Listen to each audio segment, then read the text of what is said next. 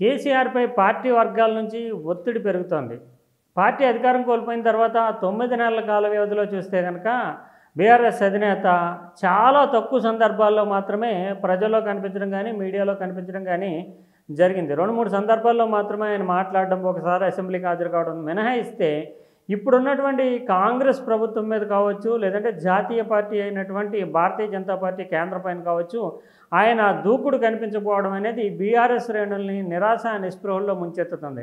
నిన్న మొన్నటి వరకు అయితే కొంత కుటుంబపరమైనటువంటి ఇబ్బందులు కూడా కేసీఆర్ వెనకంజ వేయడానికి కారణమైనటువంటి భావనలు ఉన్నాయి. ఎందుకంటే కవిత 5.5 నెలలుగా జైల్లో ఉండడము, దాంతో కొంత మానసికంగా ఒక తండ్రిగా ఇబ్బంది పడడం అనేది జరిగింది. తర్వాత ఇప్పుడు చూస్తే కనుక రేవంత్ రెడ్డి కాంగ్రెస్ పార్టీ తరఫున ముఖ్యమంత్రి చాలా దూకుడు కనపరచడం, హైడ్రా ఏర్పాటు చేయడం, హైడ్రా వల్ల రాజకీయ ప్రయోజనము, అదే సమయంలో ప్రత్యర్థులపైన పైచేయి సాధించడము, రాజకీయంగా పలుకుబడినటువంటి వర్గాలని కాంగ్రెస్కు అనుకూలంగా మలచడము, ఈ 3 లక్ష్యాలతోటి హైడ్రాకి ఒక స్వేచ్ఛ ఇచ్చినటువంటి వాతావరణంలో రేవంత్ రెడ్డి పైచేయి సాధిస్తున్నాడు అనేటటువంటి అంచనాలు వెలువడుతున్నాయి. ఈ నేపథ్యంలో ఇంతవరకు కూడా చూస్తే కనుక 9 నెలలుగా పార్టీ పరంగా పోరాటం చేయాల్సినటువంటి బాధ్యతని కాంగ్రెస్ పార్టీ మీద, రేవంత్ రెడ్డి మీద, భారతీయ జనతా పార్టీ మీద ప్రత్యర్థులుగా ఆరోపణలు చేసేటటువంటి, విమర్శలు చేసేటటువంటి, దాడి చేయాల్సినటువంటి బాధ్యతలను కేటీఆర్, హరీష్ రావులు తీసుకున్నారు.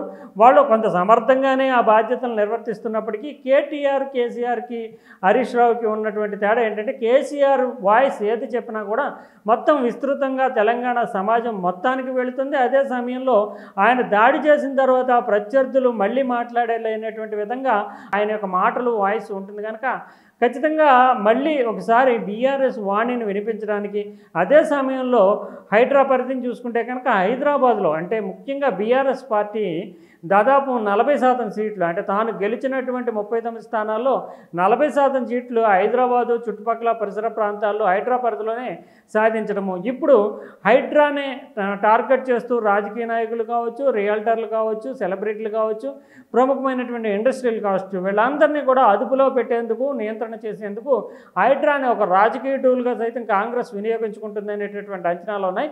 ఇక్కడ ముఖ్యంగా బీఆర్ఎస్ ఎమ్మెల్యేలు వీళ్ళందరినీ అదుపులోకి చేయడానికి లేదా కాంగ్రెస్ పార్టీకి సానుకూలంగా మరల్చడానికి సైతము ఈ హైడ్రా అనేటటువంటి సాధనం ఉపయోగపడుతుంది అనేటటువంటి భావనలు సైతం ఉన్నాయి. ఈ నేపథ్యంలో అండగా అధినేత స్వయంగా రంగంలోకి దిగి కాంగ్రెస్ పార్టీ మీద, అదే విధంగా చూస్తే కనుక ముఖ్యమంత్రి రేవంత్ రెడ్డి మీద ప్రతిదాడి చేయకపోతే కనుక పొలిటికల్గా నష్టపోతామనేటటువంటి భావన బీఆర్ఎస్ వర్గాల్లో ఉంది. అందువల్ల తమ నాయకులు తమ పార్టీకి, బీఆర్ఎస్కి అండగా నిలిచేందుకు, లేదంటే తమ నాయకులకి తాము అండగా ఉంటామని బీఆర్ఎస్ స్పష్టమైనటువంటి సంకేతాలు ఇచ్చేందుకు గాను కేసీఆర్ స్థాయి అగ్రనాయకుడే రంగంలోకి దిగి ప్రతిదాడి మొదలు పెడితే కనుక కాంగ్రెస్ వెనుకంజ వేస్తుంది. అంతే సమయంలో చూస్తే కనుక హైడ్రా వల్ల పొలిటికల్గా మైలేజ్ పొందుతున్నటువంటి రేవంత్ రెడ్డికి సైతము చెక్ చెప్పినట్లు అవుతుంది కనుక రంగంలోకి దిగాల్సిందే కేసీఆర్ అంటూ ఆ పార్టీ వర్గాల నుంచి డిమాండ్ వస్తుంది. ఇటీవల జరిగినటువంటి సమావేశంలో సైతము తమ యొక్క వాదనని అధినేత ముందు పెడితే ఆయన కొంత సానుకూలంగా స్పందించినట్లుగా తెలుస్తోంది.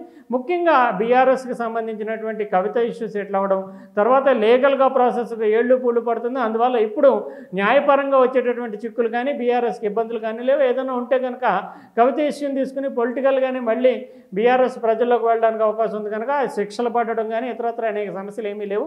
ఇంకా మరో రకంగా చూస్తే కనుక 9 నెలలు కాల వ్యవధి ఇచ్చారు కనుక ఇంకా ప్రతిదాడి చేయడం కాంగ్రెస్ పార్టీ మీద అవసరం అనేటటువంటి భావన సైతం వ్యక్తమవుతుంది. నిజానికి కేసీఆర్ ఒక 1 ఇయర్ టైం ఇచ్చిన తర్వాత తీవ్రమైనటువంటి ఇష్యూస్ తీసుకుని కాంగ్రెస్ మీద, రేవంత్ రెడ్డి మీద దాడి చేయాలనేటటువంటి పొలిటికల్గా ఇష్యూస్ని ముందుకు తీసుకెళ్లాలనే ఆ భావనలో ఉన్నారనేది ఆ పార్టీ వర్గాలు చెప్తున్నాయి. కానీ ఇంకా టైం ఇస్తే కనుక హైడ్రా వల్ల కానీ ఇతరత్ర కానీ హైదరాబాదు చుట్టుపక్కల ప్రాంతాల్లో సైతం బీఆర్ఎస్ పట్టుకోల్పోతుంది. ఇప్పుడు మనము జాగ్రత్త పడి ప్రతిదాడితోటి విరుచుకు పడకపోతే కనుక చాలా నష్టపోతాం అనేటటువంటి అంచనాలు బీఆర్ఎస్లో వెలువడుతున్నాయి. ఈ నేపథ్యంలోనే కేసీఆర్ రానున్నటువంటి 2-3 నెలలు, అంటే సెప్టెంబర్ 10వ తారీఖు తర్వాత ఒక వ్యూహాన్ని రచించి విజయదశమి నుంచి దీనికి సంబంధించినటువంటి అమలు పూనుకోవచ్చు. ఏడాది కాలం తర్వాత మాత్రం ఖచ్చితంగా తీవ్ర స్థాయిలోనే దూకుడు కనబరుస్తూ అటు కాంగ్రెస్ పార్టీకి పగ్గాలు వేయడం, బీజేపీ బలపడకుండా బీఆర్ఎస్ ప్రత్యామ్నాయంగా శక్తిగా